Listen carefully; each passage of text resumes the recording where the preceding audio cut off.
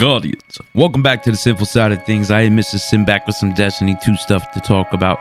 But before I do talk about that stuff, I just want to first say again, thank you so much for the continued support on my channel with the likes and subscriptions, and it just keeps going up and up, and I'm so happy to see that, because all I ever want to do is provide some great content and just some truthful discussions and stuff like that. And speaking of truthful discussions, I know you guys might be seeing the thumbnail and saying, you know, what is this, some clickbait? No.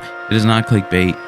What I meant by that thumbnail is, just in case you guys were wondering, you know, did Luke Smith lie about that, you know, season 11 is going to be the greatest season ever? And I gotta say, guys, he is not lying.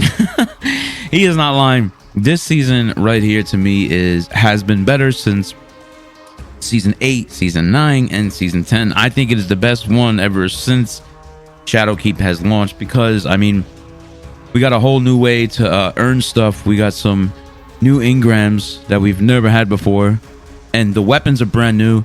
They're not reskinned.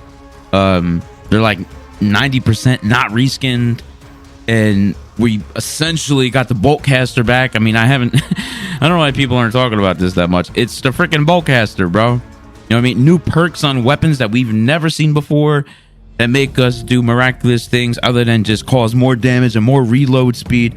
And I think, you know, Bungie is going in a fantastic direction with this game, man. And speaking of which, this fall, we finally are going to Europa, a destination Bungie has planned for us since Destiny 1, right? And oh my god, the stranger, bro. We get to see the stranger. Like, this is a crazy time, bro. You know what I mean? And what we get to do, we're going to be wielding the No Time to Explain once more. I wonder how that's going to happen, since, you know, our Destiny 1 vault was destroyed, and essentially the stranger gave us that weapon. So, I mean, I don't know. I guess they just gave it to us, but I'm okay with that. I'm fine, right? And what's even more interesting is that Europa is the birthplace of the Exo. Something, you know, I'm pretty sure has its own lore, but I don't really know about that. Now, when they said that the Europa is the birthplace of the Exo, were they talking about all the Exos, or were they just talking about, you know, the stranger? That's, you know, anyway. Also in September, we're going to go head to head with Aramis, a fallen female warrior that has power we've evidently never faced before, right? That she got from a very ancient darkness. And what I want to know is that darkness that she's wielding, is that the same darkness that we are going to have, right? And another to note about Aramis is she's seeking some crazy revenge for the traveler forsaking her people's once great fallen houses, right? Europa will be our battleground when facing this vengeful fallen warrior. Along with that, Europa will have some secrets for us to discover. Now, could this mean we will see our next secret exotic mission, like the Whisper, you know, Endor Sleeper? I mean, who knows? Maybe, right? And something we've all known and wanted to see happen one day, we will wield the darkness, man. We are going to have darkness subclasses, and it's not going to be some kind of, you know, off-brand void subclass. No, it's an all-new element. And with these supers and grenades, you know, I don't know, you know, if you guys saw what I saw, but it looked like the hunter was throwing some axes, or, you know, some hatchets or something like that, you know what I mean, whatever. And there's something else I was wondering. Okay, now we are going to get, you know, this darkness subclass called Stasis and stuff like that, which is awesome, right? Awesome.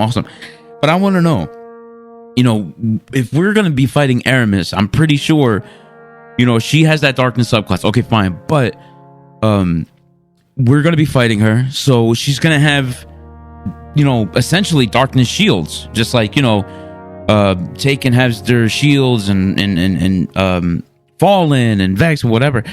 Are we going to be getting darkness element weapons to combat those shields?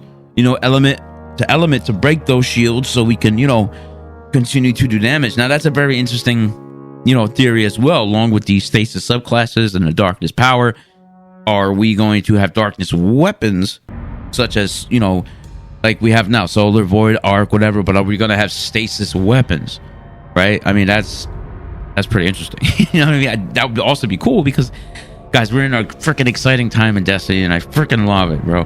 And apparently this new element, like I said, is called Stasis, right? That's a pretty cool name as well. And we are reaching a new era for Destiny 2. I mean, Bungie even confirmed it. There isn't going to be a Destiny 3, so I think the content we're getting in this September is essentially what's supposed to be for Destiny 3 content, you know what I mean? And in Destiny 2, I guess, you know, part of me is wishing that they did make a Destiny 3, you know what I mean? A new game for some new consoles. But it does make sense why they are doing this, you know what I mean? Why we wouldn't have to start all over again. You know what I mean? For one, it will be very interesting to see what they bring back from Destiny 1 over to Destiny 2.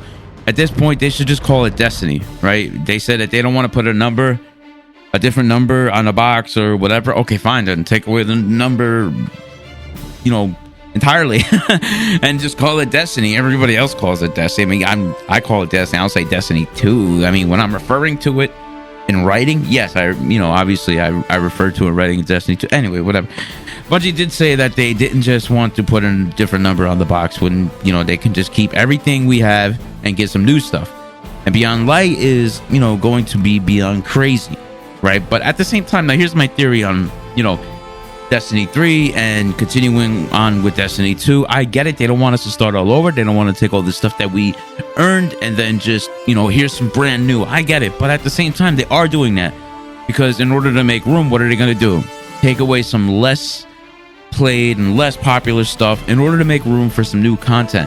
It makes a lot of sense, but at the same time, we kind of are starting anew, and you are taking away because you're taking away content, you know, in the, you know, content vault or the DCV, whatever. They are taking stuff away because that's stuff, you know, we all paid for, and now that we're not going to be able to play it until they bring it back or whatever. It's a good and bad idea, but I mean, I'm behind them regardless. Whatever. I mean, it's okay. And then after that, the Witch Queen, right? Oryx's crazy sister, Savathun. I mean, we are not only on the cusp of, you know, what we've been waiting for years, but this is the last of, you know, the Destiny road, right? When 2022 comes around, we are almost at the finale. It's like basically when 2022 comes around, bro, the 10-year plan, quote unquote, will be 2024. They started in 2014. They had a 10-year plan, and in 2024, is that going to be the end, like the complete end of Destiny? Like, what are they going to do after that, bro? I mean, I do want to enjoy everything that we have now, everything coming, but this is also something else to think about too, you know what I mean? And like I said, man, but before that finale happens, whatever, before that day comes, we have a crazy hive queen to kill, right? It's crazy to think of how long we waited to slay Savathun. What if by some crazy chance we get to go back to the Dreadnought to find Savathun has taken that over? I'm sure all of you know, if you load onto Titan and look up at Saturn, you can still see the Dreadnought in Saturn's rings. With many things returning from Destiny 1, it isn't that far-fetched to have the Dreadnought return. Because when you think about it, it does make sense. Where is she going to be held up as a fortress, so to speak? You know what I mean? I know we're going to go to new destinations and etc., etc., but it does make sense to take over her brother's ship for her to have a solitude. I mean, that would also be cool because I would love to return to the Dreadnought and they just open places up we've never seen before on the Dreadnought. It's digital. It's just like cartoons. There's no ends to the possibilities. Just because we turn to the Dreadnought doesn't mean we have to go to the same spot. Just make a different spot and all that stuff. And all of that. You know what I mean? Anyway, but at the same time, it can feel like we've paid, you know, paying for stuff that we've already had and taking away stuff that we paid for. But I believe Bungie is making some pretty good choices. Finally, right? At long last, we are going to be facing enemies we've heard about for years, and that makes me very excited. And essentially, all ending with Lightfall, working title.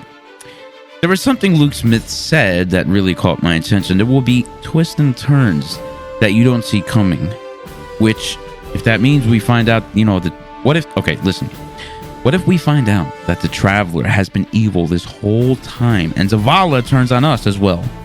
That's a twist and turn, right? That's a twist and turn. In the title screen of Lightfall, the pyramid is in front of the Traveler. So what if they really are our salvation? And the freaky way they said that in that, you know, trailer clip at the end of the mission, remember, we are your salvation. What if that was just misdirection for us to think that they're evil? It seems we're gonna need some stasis to defeat Aramis. Obviously, there was one way that, you know, our salvation. That's one way that they are our salvation, by giving us that power, stasis. Okay, and what if the Traveler just wanted us to destroy his enemies and use us? I mean, we do a raid, we kill everything, come out with new armor and weapons like some pirates. You know, I know I'm going off the rails a bit. You know what I'm saying, with some crazy theories, but you have to admit, it does sound very interesting. You know, I mean, and essentially that could be true. That could be true. What if that is a twist and turn? What if these pyramid ships aren't evil and the Traveler is, and we've been tricked this whole time? That would be one crazy way to end Destiny's story. You know what I mean? Like, whoa. Remember, because we had to vow ourselves to the Drifter or the Vanguard.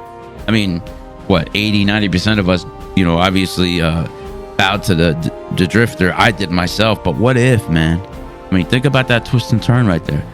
So, I mean, guys, we are in a freaking crazy time in Destiny right now. I am enjoying Season 11 so much. Did Luke Smith lie? No, I do not think so. I think that he told the truth when Season 11 will be the pinnacle point and the jumping off. Bro, great job, Bungie. I'm very pleased with the season. Although there is some bugs, there's always some bugs with a season coming out. They'll fix it. It's fine. You know, there's some crazy cheeses going on and stuff like that. And Trials is canceled and yada, yada, yada. But they'll fix it. Don't worry. Remember, guys, it's a pandemic. They don't have their team with them. They have to all work from home. So let's give them, you know, let's give them a chance. You know. Anyway, guys, if you missed it in my last video, the hidden emblem code is still up for grabs. It's still there. Click on my last video if you guys want to try to look for that hidden emblem. And let me know what you guys think of Season of 11. And are you enjoying it? What do you like so much about it? Me personally, I like the look of the new weapons. I like the new perks and stuff like that. And I'm just having a really fun time. And I can't wait to make some more content about this stuff. And I really, like I said, guys, I really appreciate all you guys watching my videos, liking and subscribing, man. The support lately has been great. I hope that continues. And I hope I am worthy of that, and I will try to always remain worthy of your subscription if you do subscribe, and of your likes. And if you don't, and if you just want to watch, awesome, I appreciate that too. And if you want to catch me later, subscribe and like the channel, and then you can see some more of my videos. But until then, guys, you already know, if you ain't sinning,